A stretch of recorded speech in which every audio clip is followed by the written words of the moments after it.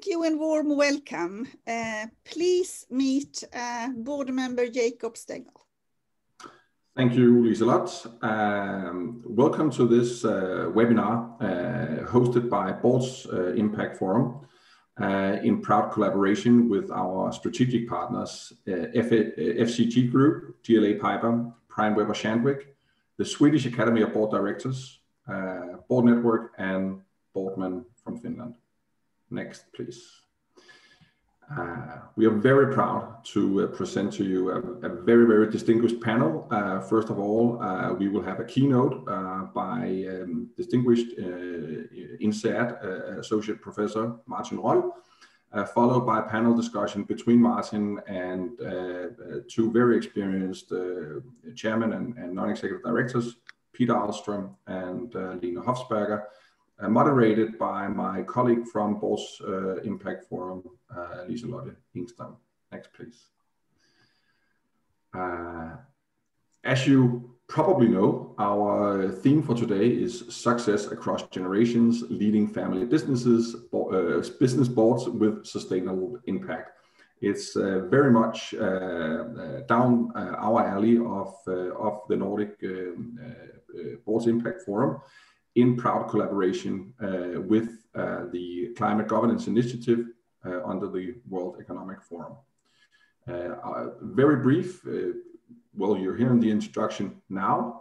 You will soon hear the findings and thoughts by Martin Roll, and then we will have the moderated discussion afterwards.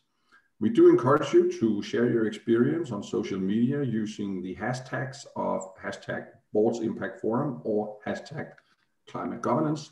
There will be an option for you to post questions via the Q&A facility in Zoom, and our operations director will help handle that.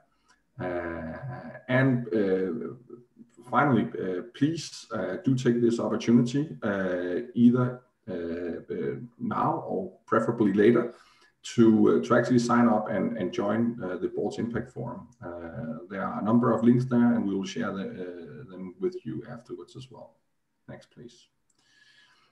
The Boards Impact Forum is the Nordic chapter of the Climate Governance Initiative. It is being conducted in collaboration with World Economic Forum, and the purpose is to engage board directors in the Nordics and internationally to accelerate the climate action and innovation for sustainable business and a sustainable world.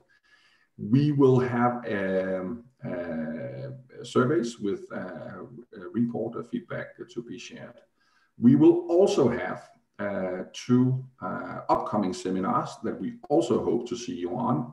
First one is on June 30th on sustainability leadership, a Swedish approach to transforming your company, your industry, and the world, in collaboration with the Climate Governance Initiative chapter from Malaysia. Very interesting.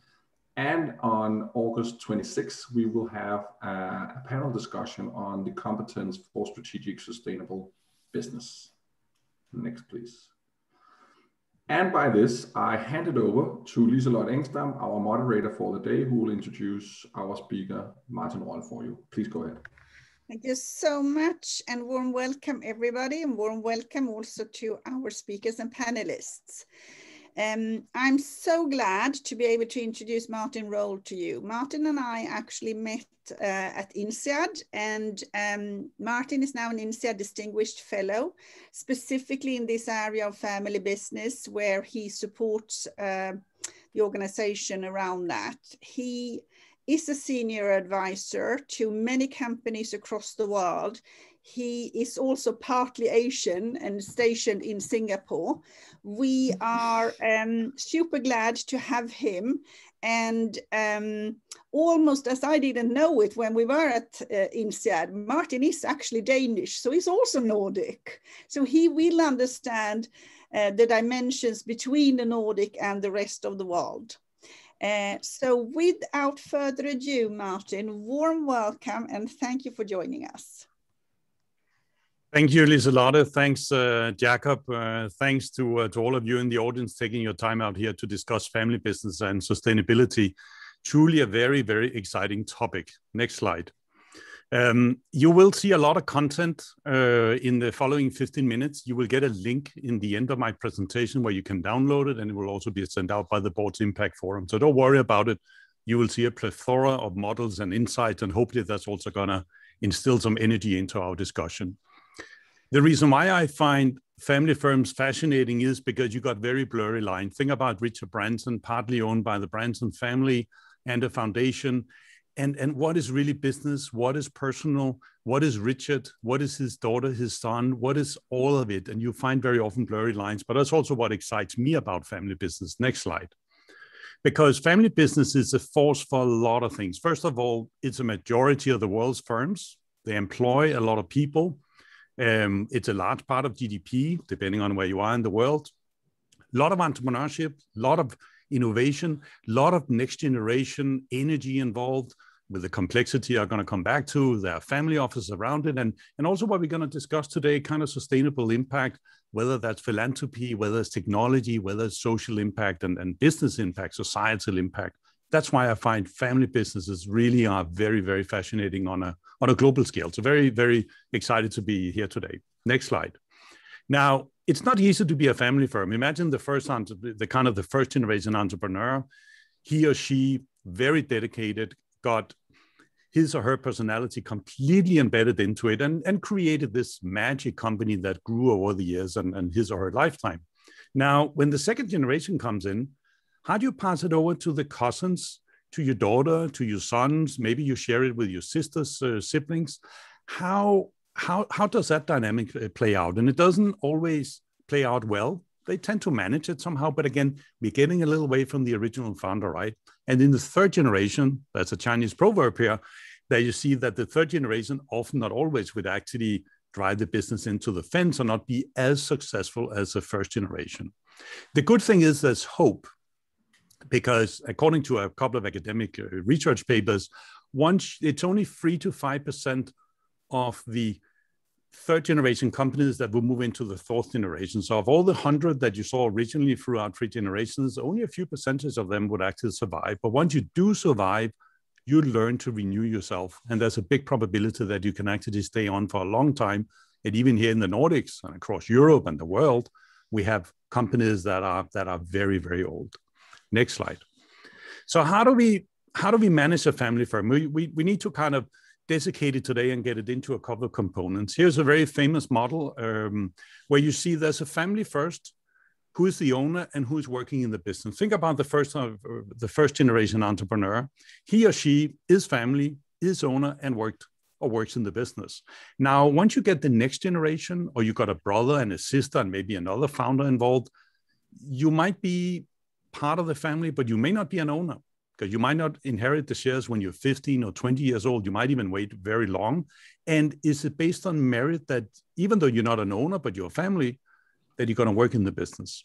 So as a board member, and you will find yourself completely immersed into that, even though what you are tasked to do is to work on the business, the family issues and the ownership issues, that's sometime for another day. But when you are in a family firm, you need to work on that. Next slide. So we need to look at family firms, I would say, from 5 different perspectives. I'm going to bring a model today that you will see in a second. The first one is family.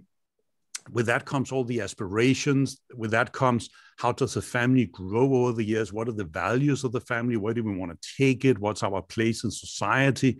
Think about some of the big firms that we have here in the Nordic. Think about the Wallenbergs in Sweden. It crosses many generations. We got Peter here today, comes from an old family firm. So the family is really what's the backdrop of it. Now, who's going to own it? Who's part of the partnership? And then it comes to the business portfolio, where you as board members are finding yourself all the time, because this is what we are tasked to do. And then we got the family office, because sometimes when you span several generations, the family has accumulated cash, has accumulated real estate. Part of the ownership might be part of the family office. So often you will see the family office, or a holding kind of structure, depending on how you name it, would also be a very important part of it. And then when we're going to discuss today, impact, and I put this kind of broad word on it. Why?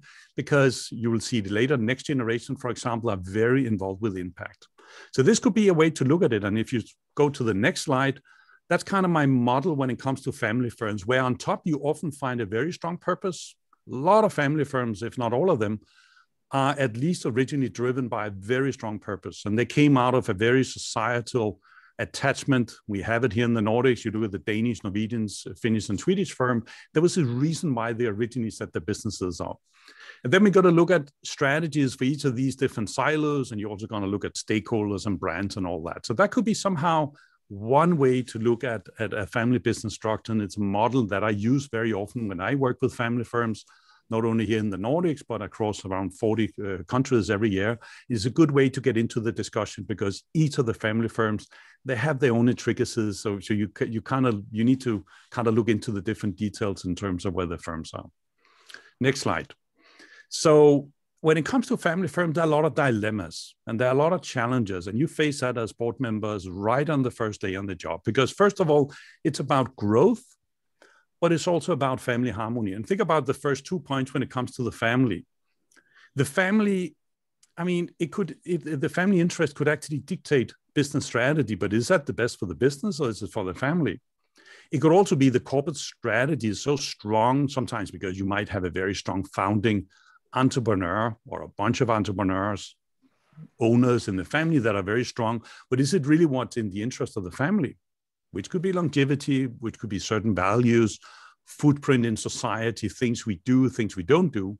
And then you got this issue, which is a very strong one, and you will find that self as board members as well, that the business grows far slower than the family talent. So what does it mean in terms of dividends? It doesn't matter too much in the first, second, and third generation, but over time you see a lot of fights. There will be a lot of conflicts because you might find yourself that you cannot live off from the family firm. You actually have to supplement with a job outside, and that can create a lot of tension, and vice versa. What happens if the business grows very fast, is very successful? Do we have family members that can work in the firm? Should they lead the firm? Should they sit on the board? Or have we come to a point where we need to have external people involved here? So that leads us to the next one. Next slide. Where does this sustainability fit in here? And I think it's very interesting. And I spent a fair bit of time looking at it, because are family firms more involved in sustainability or are they less involved? The question is, it really depends. The good news is we are very well off here in the Nordic region because sustainability, climate, I would say the way of life, welfare societies, responsibilities and values, I mean, are deeply, deeply embedded in the region, but that's not the case everywhere in the world. So we have to be a little careful to make these notions that sustainability and impact is just a kind of an embedded part of the family firm. That's a good reason to suggest that it is, because if you look at some of the kind of the good things here that I put here is stewardship, family values that tend to be a very long-term determination. If you ask the Wallenbergs, and if you ask the family behind the Lego family in Denmark and so forth, the Kone owners in Finland, you will find that owners really want the firm to stay for a long time.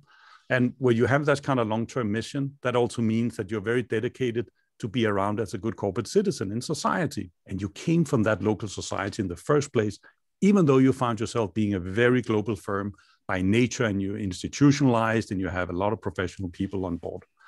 On the other side, you have all the conflicts. You have conflicts in the family about values. You have a lot of these private socio-emotional wealth issues, which is all about, would I dedicate resources into innovation?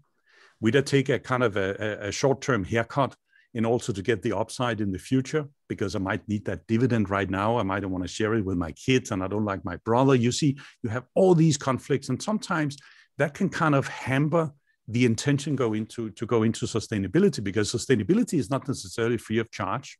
It doesn't have to be a big investment, but it's dedicated resources in a firm, and you're going to allocate between a lot of different choices. Which choices are you going to do?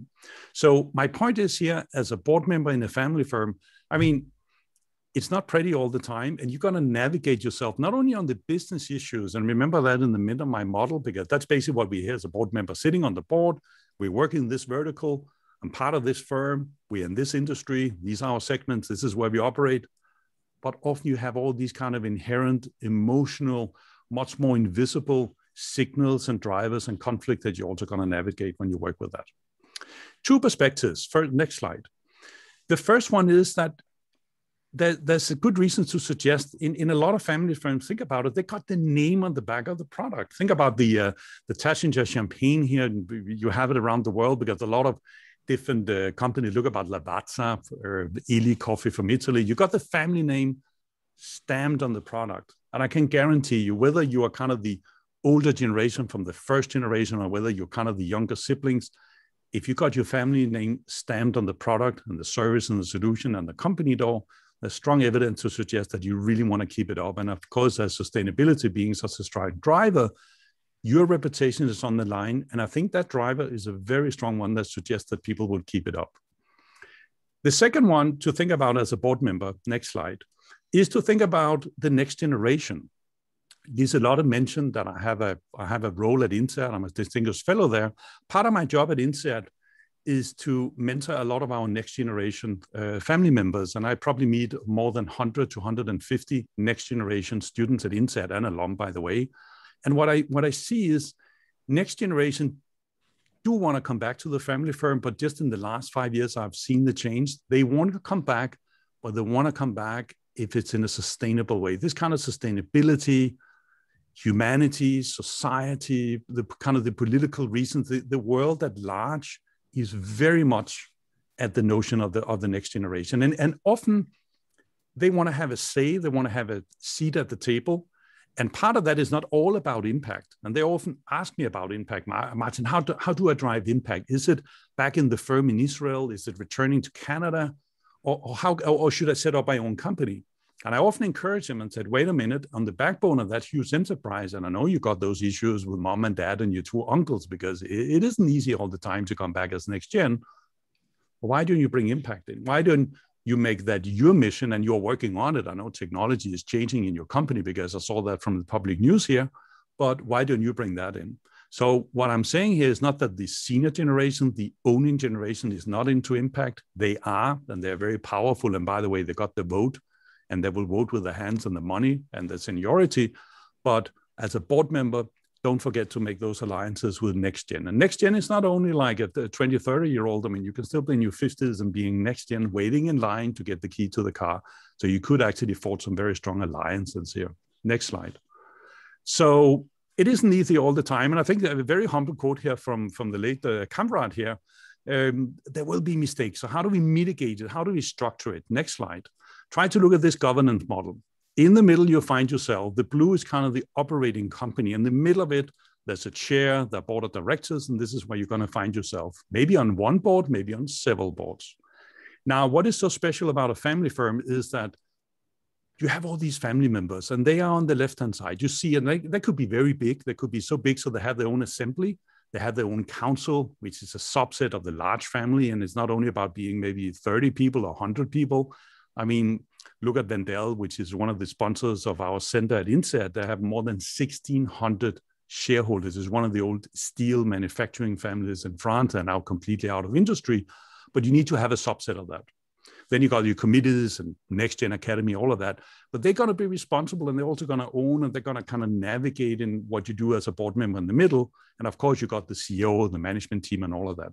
And how do we navigate all of that? Isn't it just about business or sustainability? It is, but you also need to look at what is happening at the left-hand side. And this is not only like working for a company which is partly controlled by a pension fund, controlled on the public market, and many family firms are kind of public-private, but you often find the family has a very big say there. And that is not always based on rational issues. Next slide. So how do we navigate it? I think as a board member, to be very successful, not only on a family business board, and I think it's one of the most exciting things you can do, and we'll hear later from Peter and Lena for sure, and we'll have a good discussion with you guys. It is really about defining what role you want to take on the board. So coming in with, maybe with a strong sustainability and impact mandate, which I think we don't really have to discuss here in the Nordics because it is an embedded fiber of business society. Your role on the board might change over time. It might change in parallel. Ask yourself, and I've just given you here like a patchwork, what role do I want to play on the board? Where do I fit in? And I think you will find yourself having to serve different roles. I mentioned before, there could be a very strong alliance with Next Gen. They're always looking for advice. They're looking for direction. They want to have it their way, but they also want to learn from someone that may not be mom and uncle, It could actually be one of the board members. So you can play very different roles here. Next slide. So how do you become an effective board member? I mean, it is really about doing first of all, gaining the trust of the owning family, of the chair. You could be the chair yourself. It happens in a lot of family firms. It is really about being outside, being inside, being critical, being an ally, being an ambassador. You're going to show the passion for what you do at the same time. You're going to be the one that's going to help the family balance between all these different issues. And of course, you're going to be close to them. You can only work very effectively in a family firm if you're close to the kind of the owning generations and the different generations and owners here, but also when you keep your own integrity. And this is where it becomes tricky because you got a lot of emotions in the way. You're going to think about succession. And again, next gen sustainability is a big part of that. And of course, you're going to be aware of all the cultural differences that you find yourself all the time. Next slide. So family business and sustainability is a big part. Here you see a quote from Andrew Hoffman from Roche in Switzerland. He's a very big force at INSEAD. He's also one of our big donors here. But Andrew, and he's actually part of the Worldwide Nature Foundation, so he's also very much part into nature and society. He found, and I've seen it through a lot of webinars and conversation, that family firms is really, when it comes to sustainability and impact, it often is a very, very large part of it. So a good quote here from Andrew Hoffman to kind of sum it all up. Next slide. So for those of you interested, you will find that there are kind of, I'm working on 2 different books, one on family business strategy, how to get it right, and also one on the family office side. And the last slide here to sum it up, you will find my email, and I encourage you to stay in contact, connect on LinkedIn, and also check out the articles. And you will find, I just put it, hopefully to all of you, you can download the presentation that you just had, do it now, do it later. I know Liselotte and the team, you're also gonna send it out after the webinar. So this was my kind of opening on sustainability and impact and the exciting world of family firms. Thank you. Thank you so much, Martin. I think that getting this overview is totally invaluable, both because of the insight that you built up over many years, but also for getting us a bit of frame of the situation and what we're going to have. Now, it's time for you that is looking at this, the audience. We need your help now. We like to know what your perspectives are, and you will give us that, if you can, through either picking up another window at your computer or go to the phone, and then you go into www.menti.com and you add the code 3903-4725. I will show the same thing on the next slide, so I will just, however, also start an introduction of our distinguished panel. And I'll start with Peter Ahlström. And Peter is one of these, both internals and externals out of family firms. So you are part of the Ahlström family conglomerate. And you're also part of several of those holding companies. However, as many families does, you went away and worked a lot in a number of other companies before you came back. You can add on this, but I seem to remember that you worked on Lidl, for instance, in the executive positions. And now you don't just sit on the family firms, you also sit as a non-executive director at Broman Group and at Vestas. So warm welcome to you, Peter. Thank you very much, honored. And then I'd like to introduce Lena Hofsberger. So Lena is what I would call almost close to a professional chair. But prior to this, Lena has run several super large international companies, and that's kind of where she draws her insights from, very much in the services sector. And she is now the chair of Ambea, she's the chair of Leos Lekland, and she's the chair of Pharma Relations. But she also sits as a non-executive director at Max Burgers, which is a family firm. In fact, Pharma Relations is also a family firm, but it's her own. And she has, prior to this, also been sitting on several other very large family firms. So she's one of these that Martin talked about, trusted people, trusted Neds that comes in and works and manages to balance this thing. Now I want to ask Fernanda, have we got any answers to the Menti question?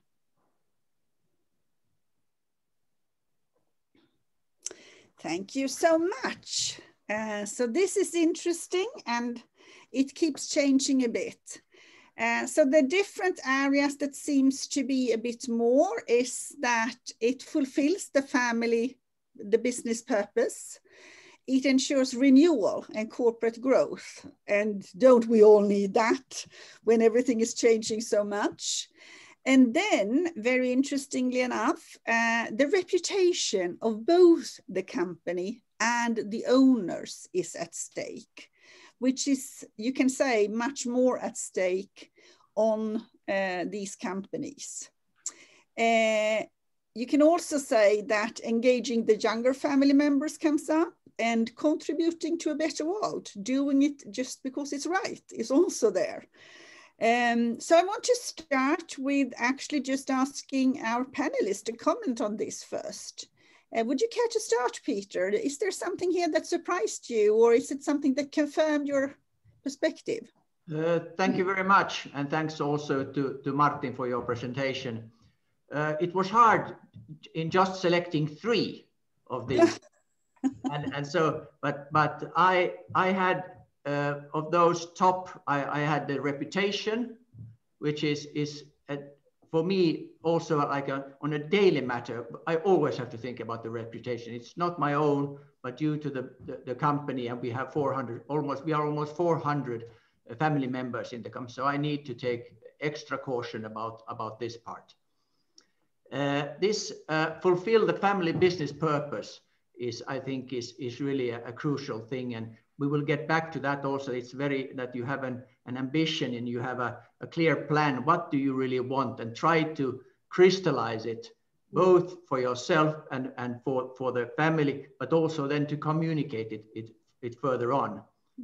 And the last, this contribute to a better world for future generation. I think that's really the key essence. We are working for our kids and for the world. Thank you so much, Peter. I think it's interesting, and it gives one more dimension than maybe non-family firms can always have when you have your heart and your next generation so vividly in mind. Lena, warm welcome to the discussion here. Was there anything that you found specifically interesting in this one? No, I think it's very interesting to see that growth, for instance, is a very important factor for why we should engage in sustainability. And it doesn't really matter if it's a family business or any other business. I think there are so many benefits coming from it. I'm not surprised to see that reputation or contribution to a better world, because that's my experience, are high also on the list. What surprises me actually is the low rating for employer branding, because it's my experience that it's very important when you want and are in a world where there's a lot of competition for talent. I think this is one of the most important factors really for value creation. So I'm surprised here that is ranked pretty low, but I'm so happy to see that there are so many reasons why to engage in sustainability in a proper way.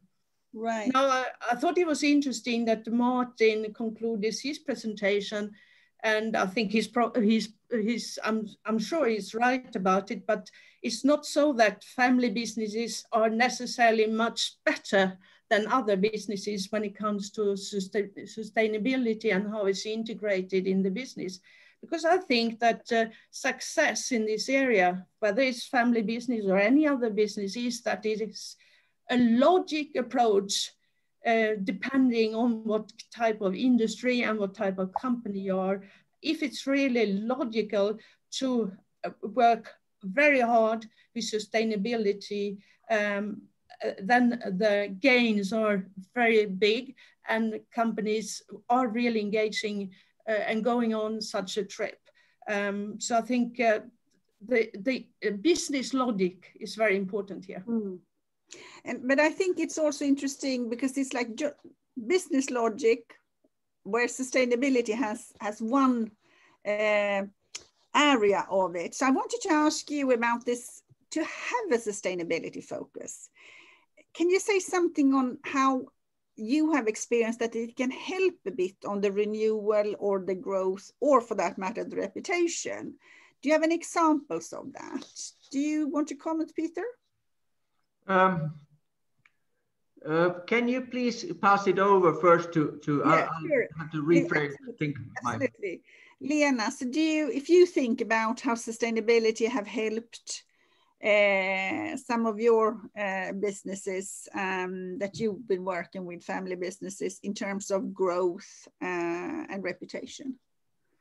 Well, I see very clearly that the systematic sustainability approach that Max Burgers have taken for a very, very long time. And I think that is very key, because I think if you want to be successful in integrating sustainability in your business, you have to be very long-term. And I've seen Max Burgers' reputation growing. They won a lot of prizes globally. I've seen growth, tremendous growth. And Max Burgers is one of the most profitable restaurant companies in the world, globally, margin-wise. So I really can see the benefits, but I also see how logical it was for the company to go on this long journey and all the efforts that's been put into this journey. And I would like to come back to that, if I may, later. Yeah, absolutely. You're very welcome. Peter, do you want to comment? Yes, well, this long time horizon that helps to mitigate that we can think about and making investments in these also. So it's really this long-term value and growth they sync well together. And I also think by focusing on sustainability, it can really bring also new ideas and business opportunities. And we have to think also about the value chain, not your own company, but talking about the whole value chain and try to help our stakeholders in that matter. And of course, today, like you need to be think about sustainability. If you don't, you're a bad citizen, or you immediately get the bad reputation. So it's not an option today. Right. So I think that is a really interesting thing. I wanted to ask you, and start with you, Peter, if it's possible. In the Nordics, actually not just in family firms, but we have it also in many private firms, we have owner directives. So as owners, you give a bit more clear directives to the boards, what you expect and how you look at this. So I wanted to hear, is that something you have? And in that, do you in any way mention sustainability? Definitely. We talked about this a lot, and also in the sense of valuing, I mean, money. I mean, sometimes you need to give away a bit of your profit to do good things, but the owner directives and ambition should be including in some sort of a sustainability policy in whatever firm it might be. And of course, it's very important to have some sort of targets and clear what is the ambition, not only on climate focus, but also in general on ESG matters. Right. Right. So Lena, this thing with owner directives, I mean, it's not that common on listed companies, but if you look at private companies and the family firms, it's a bit more common. Have you had that, and have you seen that? In one of my companies that was included, and it was very clear.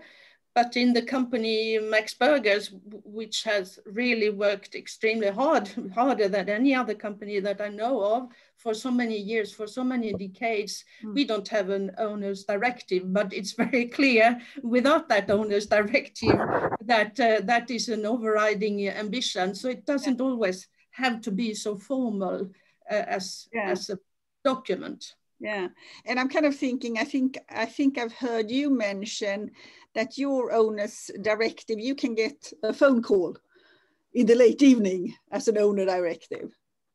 Absolutely. I mean, with family businesses, things, and Martin talked about it, things don't always happen only in office hours. They can happen any time of the day, but that also goes for other companies, of course. So it's a very vital cooperation. Yeah. Thank you so much. So Fernanda, I wanted to bring in our audience again. And we want them to take the next question on the Menti. And the question this time is, can you just name one word that you think is crucial from boards to raise the ambition of racing towards zero emission? What is it that boards need to know or need to do in order to raise the ambition of racing towards zero emissions? So just give us a word, and we'd like to see some words. So vision, courage. So now I bring in Martin. I thought you can just comment as this grows up, this world cloud. Yeah, not surprising as we see the vision and kind of courage coming up. I mean, what's the single thing you need to do? What I think is an underlying thing for board members to do, and I kind of alluded to it. I mean, you're not going to befriend the family. And Lena said, even on Sunday night, you'll have these kind of calls. It's really about bringing sometimes owners and the company out of the comfort zone, because I think sustainability, and I see the questions from the audience, is not only like it's not a single thing, and it's an evolving target. What is sustainability today? It's a very different thing 3 or 5 years from now. So you should be willing to bring kind of the company and the family out of the comfort zone. I'm not trying to say you should confront them.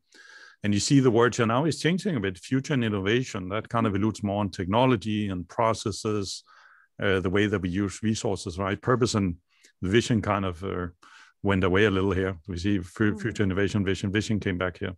So I think it's about the long future. Think about longevity. It's very much about renewal. And we talk about sustainability today, but I've told a lot of boards, 5 or 10 years from now, I don't think we talk about sustainability. We talked about industrialization. We talked about leadership around 100 years ago. We talked about a lot of things.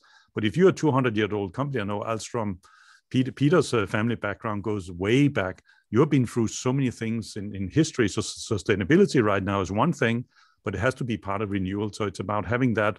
What is it really that's going to do for us as a family and as a business and in relation to society? But it's not necessarily like a 100-year target. It might be very immediate. It might be very medium term until it's going to change later. Thank you so much, and thank you so much to the audience. I kind of wanted to, if you don't want to comment directly, do you see an urge? Because otherwise I'll continue. I think I really wanted to know from Peter, kind of what expectations do you have on non-family board members in general, but also when it relates to sustainability, and how do you best onboard them? Well, sometimes you cannot really distinguish between non-family or family, but I would say in general, the integrity is really, especially for the non-family members, to have this in mind all the time. And although how funny it might sound, but sometimes you shouldn't get too involved, to get too close to the family, because then you might not be able to make sound business decisions. Of course, you when you join as non-family member, you need to understand that all decisions cannot be taken only fact-based. There's so much emotions, and they are important. But regarding sustainability, the climate fluency, and try to understand, and that is not something that we can take for granted. It's something that we also need to train. I fully admit I'm not climate fluent enough. I need to understand when we talk about some that does it really mean? So this climate fluency is important, and I would say for a new board member, I think this induction has to be made as a serious induction. It's super important. Also taking into account history and personal history, and within our family we are also talking about our holy cows or our heirlooms. That these things for example, we don't expect any returns on these, or don't touch this. This is a family matter. Thank you so much. And that is also probably what Martin alluded to, things you need to know, things you need to respect. Lena, do you want to comment anything on being onboarded? And my question is, will you ever be offboarded? Or are you there? Sorry, offboarded, what do you mean? Will you ever leave, or are you always kind of part and support and take calls from the boards even if you leave them when it's family businesses? Well, that's my nature with all businesses. I can't see where work starts and where work finishes. Yeah. Or work and play goes together for me as well. It doesn't. I think my work is so interesting, but that's just my personal attitudes. Yeah, it's a luxury. Somebody said when work is your hobby. Yes. But I really would like to comment, if I may, on what I meant when sustainability is really integrated into the core of the business and it's pure business logic. And I would like to use Max as an example. I could have used Löfberg's coffee as an example as well, because it's quite similar. But you know all that burgers normally are made from beef. And cows are really a big problem when it comes to CO emission. And 15, 20 years ago, the family behind burgers sat down and they said, okay, this is a big problem. We are part of a big problem, but we don't want to be part of a problem. We want to be part of a solution of the problem. And that's how they embarked on this journey. And the first step was we have to compensate for the problem that we cause. So all the emissions were compensated by planting wood, trees.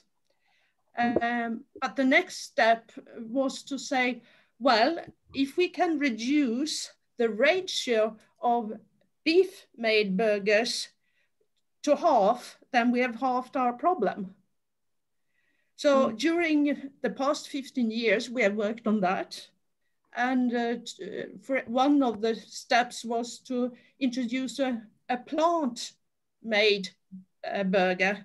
And you can, I'm sure you realize that's a big job, and it took years and years because it has to be tasty as well, not only made by plants. And another step was to really drive the business through chicken. Today, the target is that we should reduce beef as an ingredient to 50%. We are now in the early 40s%. It has taken so many years, and there are so many other activities, but I really wanted to say is for Max Burgers, it's a question perhaps of survival long term. Investment for the future. Yes. For the future. Yes.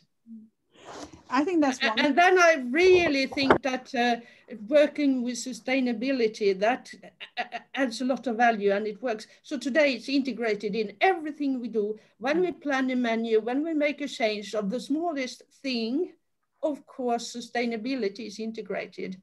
And I know also that the employees are very proud, and that's why I made the comment before, because I think that it's vital for for being competitive on the talent market, really to be sustainable.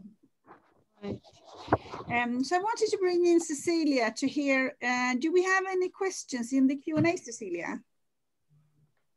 Yes, we do. And actually one of them ties into all of the discussion about sustainability and how the panelists actually define it, because to many people, it means actually slightly different things. So please, if you could just make a quick comment on, or actually it's not quick, but some comment on how you see it from your perspective. Right. And I think it's a very broad question. It is. Yeah. But I think it entails, I guess, environment, social, and then also being in governance and control over. So it's actually very close to the ESG. Is that right? Is that how you would look at it, Peter? Yes, we always take the whole package, people, profit, planet. And we've tried then to also in phrasing it and try really to compress it and understand. And so we are talking about really a better world for future generation. So that is the owner's wish. And then how we've implemented more then into the business, and then so a better world for future generations through sustainable value creation. Because that's, of course, the business has to be profitable. So we combine these things, and this sits very well. I tend to use sustainability together with impact. I think that forces it a bit stronger. You can be sustainable in economics, long-term capital, society, resources, ocean, humanity, but what impact does it drive? Just because you're sustainable, so what? It drives impact. And of course, we used to be like very much in this kind of stakeholder capitalism, and now we have a much broader view of the economy. So think about impact. What difference does it make in society and to the world? Thank you. We have another question, and that's related to next generation and how they see governance and sustainability, and the role of the board compared to earlier generations. Do you feel there is a difference between them? And if so, what? I could start. I think next generation has always been into governance, because that's one way to get your uncle and your auntie to partly step away and also get visibility of my own future. Am I going to pour my entire life into it? When you're 30, 40, 45, 50 years old, next generation, and you finally make the choice to go back into the family firm, for example, this is not a fling for 3 years. This is a lifetime commitment, and it's a one-way street. So you want to make sure that you have a certain visibility, and the board actually can be your biggest ally. So I think they're very strongly into it. And I think with kind of the modern next gens, which are very traveled, well adverse, they like the governance part, because they see it as not for the sake of governance, because who cares about it? It's actually a part of the corporate renewal.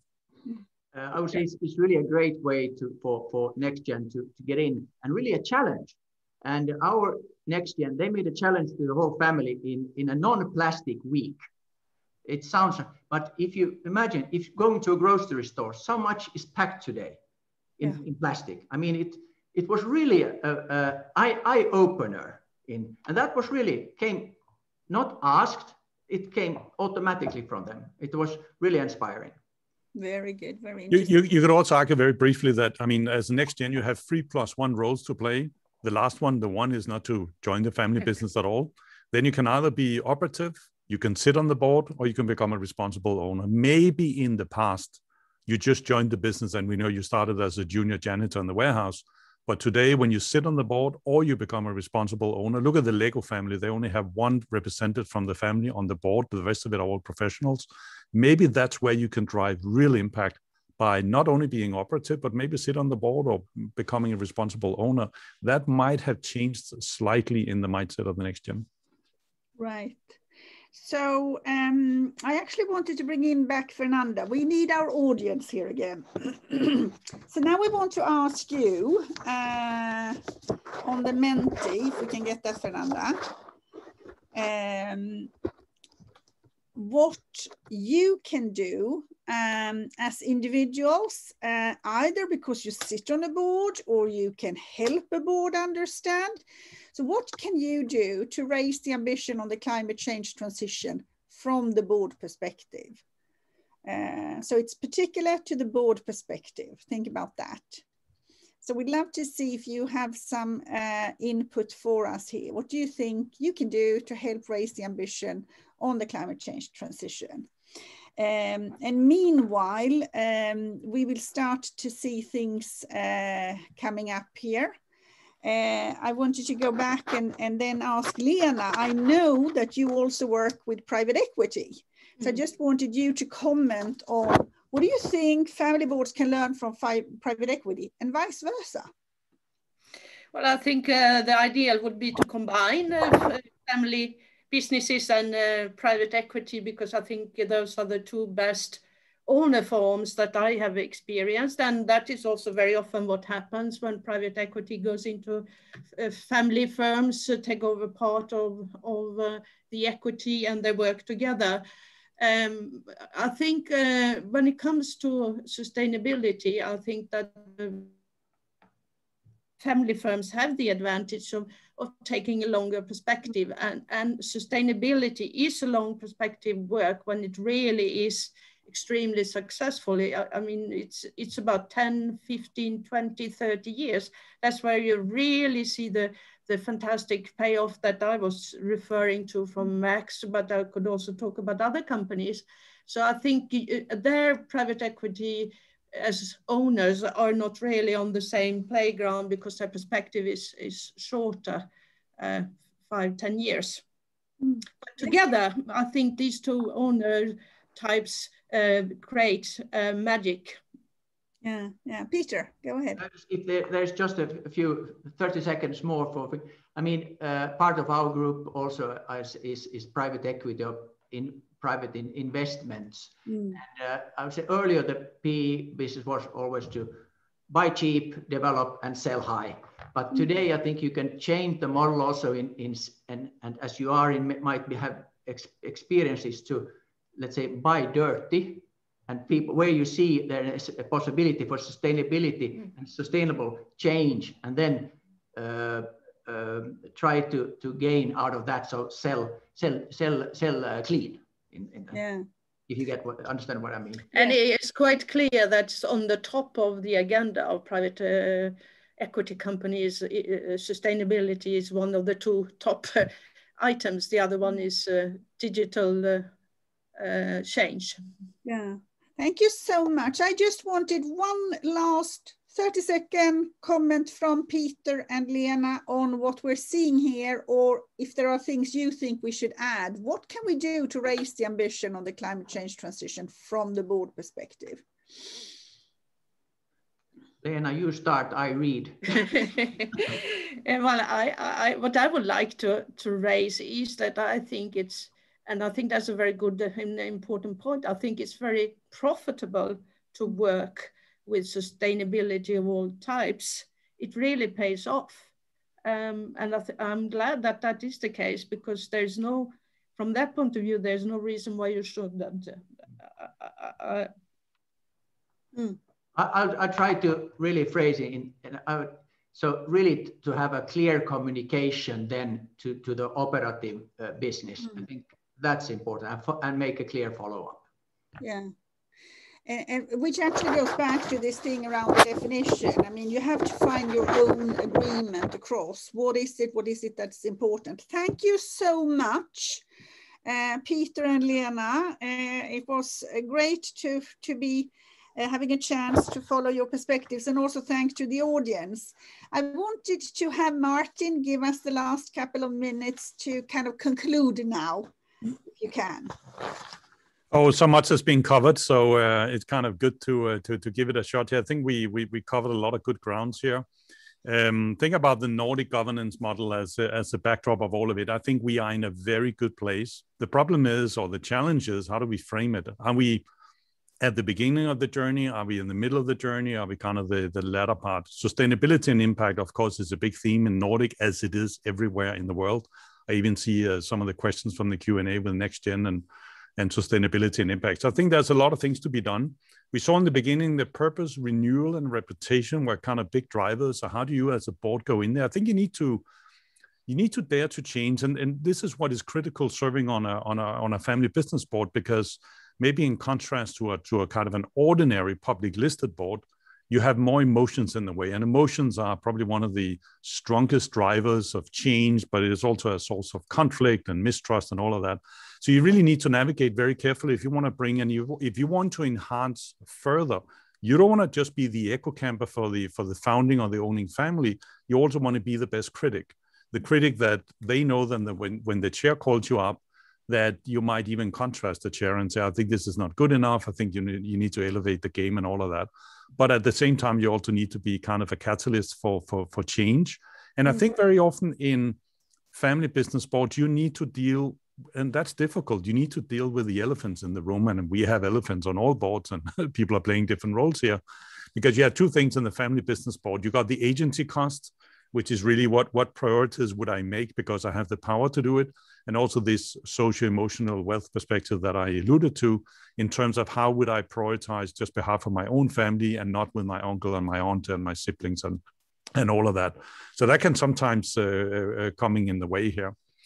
Then it's also, I think as a board member, be very careful to, and maybe you're gonna be the controlling function here to think about that there are actually well-documented biases between how we think as business about sustainability and what we actually do. And that bias can sometimes come in the way. One thing that I find with family firms, and that's why I like about them, they generally tend to be very humble.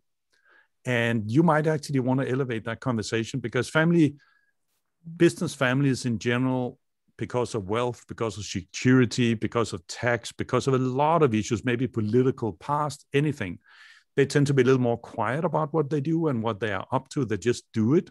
For example, in Asia, you don't really brag about your wealth. You don't brag about that you paid for the schools or you even do sustainability. That's just the way we do business. So I think as a board member, you're also there to elevate the conversation and sometimes make it a little more public, not to brag about it, but maybe that's a way to get forces underway, not only for that firm you're serving on, but for kind of society at large. So think about sustainability. For me, it's about renewal. And we discussed it, I think, in great length, because when you look at these old firms, we did a report at INSEAD. There's a French-based organization, but it encompasses more than 80 members from all over the world. It's called the Henokians, and they have two things in common. First of all, they're more than 200 years. Two, you got the business family involved in one way or the other. And that's around 80 plus members, and there are way more Henokians in the world. What they have been very good at is renewal. They lived through cholera, wars, economic downturns, fallouts, kings, politicians. It went up and down over the years, but what they have been very good is renewal. So think about sustainability not as environment, not as humanity, not as society, not as capital. Think about it in a much, much larger perspective, because maybe the biggest mandate you have as a board member in a family firm is renewal and long-term survival. I've yet to come across a chair in a business family that said, no, Martin, we're here to build, scale, manage, and sell. They never divest. I mean, they do. Family firms divest for a lot of good reasons, by the way. They trim the firm. They realize we are not in retail and we're going to sell out. But they are here for the long term. And I think your mandate as a board member is really to be maybe the biggest custodian and guardian of longevity and prosperity in the long term. See sustainability and see sustainable impact in that light. Thank you so much. And we have also asked our communication partner Prime. They will do a blog post about our conversation here today, and they will also interview you. So we encourage everybody to come back and meet with us. And with that, I hand it back over to you, Jakob. Thank you so much, Liselotte. First of all, my own personal sincere gratitude to our distinguished panel, Lena Hofsberger, Peter Ahlström, and Martin Røll. What a tour de force into to all the strengths, but also some of the often overlooked challenges that lies within running a family business and trying to encompass the larger picture of also trying to be a sustainable business. Absolutely brilliant. I also want to thank our audience for being part of this, and obviously our operations committee and our board within the board's impact forum. Without you, it simply couldn't be possible for us to do this.